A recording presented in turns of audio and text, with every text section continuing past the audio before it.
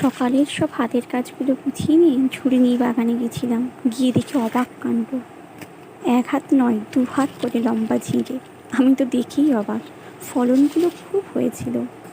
এই যে সবুজ না, এ তোমায় কখনো খালি হাতে ফেরাবে না।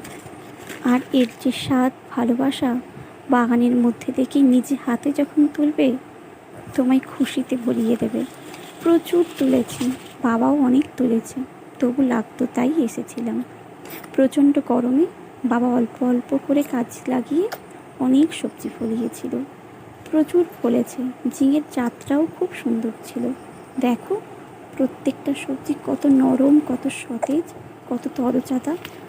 কুমড়ো ফুল কয়েকটা দেখে লোভ সামলাতে না পেরে আমি অনেক ফুল তুলেছিলাম। আর এদিকে পাইকার এসেছিল, ভাই সবজিগুলো দাঁড়িপাল্লাতে মেপে নিচ্ছিল। প্রত্যেকটা সবজি দেখো কতখানি সুন্দর।